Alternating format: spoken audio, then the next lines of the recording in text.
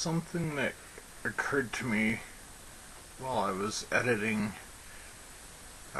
captioning a video to put on DVD, which if I get response that someone would want longer videos, I might try to upload them,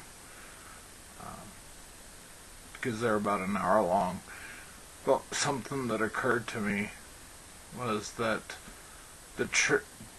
just like where ancient Israel said, we want a king. We don't want Samuel king. We want a king. They didn't trust Samuel's sons to be judges.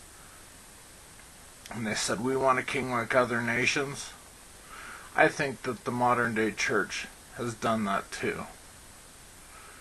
With the 501c3 status and just the way they say, render unto Caesar, render unto Caesar, render unto Caesar. And they've capitulated so much that it's like they're saying, we want a king and not God. And that really saddens me. It really does. That they would want government as king instead of God as king. And something else that occurs to me is their tents, that their congregation of Israel in the wilderness moved around from place to place whenever the fire or cloud was lifted up from the tabernacle and started moving. They were to pack up and move. But you don't see churches doing that today. You don't. They are stuck in the law was done away with, and that's why I also say they reject the Torah, which is what you would have if you... Torah is what you follow if you want God to be king, if you want Yahweh to be king of your life. 501c3 and stuff like that is what you follow if you want God to be, if you want government to be king. If you want a man king, then you follow all that stuff. But the churches, if you compare it to the congregation in the wilderness from Sinai on, they're not moving. They're not moving. They're not following the cloud anymore, so to speak. They're planted in one place, so they can't ever get to the promised land because they're not going anywhere. They're stuck in one spot. They're tents, and the whole thing that strikes me about the tabernacle is the tabernacle was movable. The temple was not. It was in the promised land and wasn't moving.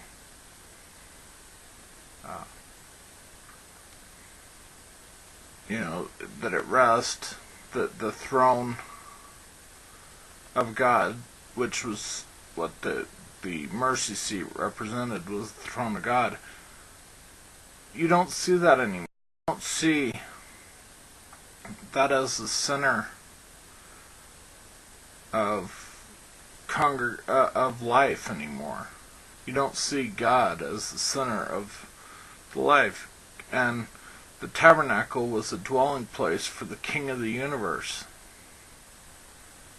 Symbolically, it was a copy. It was to teach. It was a teaching tool. It still is a teaching tool of how do we approach Yahweh. It's a teaching tool of grace, not just the outer court, but the inner court as well, where the Holy, the things were cleansed with blood, just like we are cleansed by Yeshua's blood.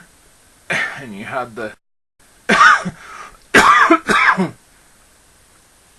the inner court of read, pray, and obey.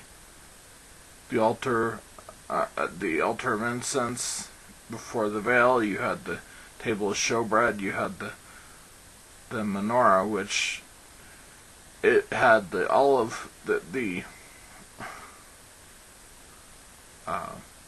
almond blossoms with the the lamps on the top, which I think the lamps being lit and the blossoms represent bearing fruit. That's just my personal opinion. My personal feeling about it from what I've studied. But we don't have that anymore. We don't have that understanding anymore. They don't teach about the tabernacle. Even in the Messianic groups, they don't seem to teach about the tabernacle.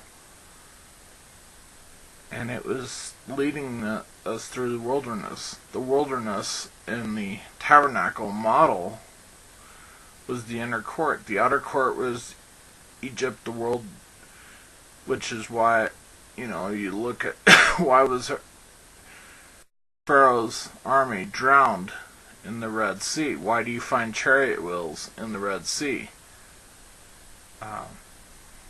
It's evidence of the Exodus. You can find Mount Sinai in Saudi Arabia, northwest Saudi Arabia, which would have been Midian at the time, because that's where Moses went and that's where he would have been. And there's archaeological evidence where Mount Sinai is, the golden altar, the golden calf altar, and all those things are around there, and the gravestones, and that there are pictographs on the walls. There are shoe inscriptions all throughout Saudi Arabia where where they traveled. And that the wilderness is a training ground. So is the holy place in the tabernacle. It's a training ground. It's how the Holy Spirit works in us. As we read, He pierces our heart as we read the Bible, especially the Torah and some other things too, but especially the Torah, the prophets, things like that, and some things in the New Testament, the Brit Hashai, of course.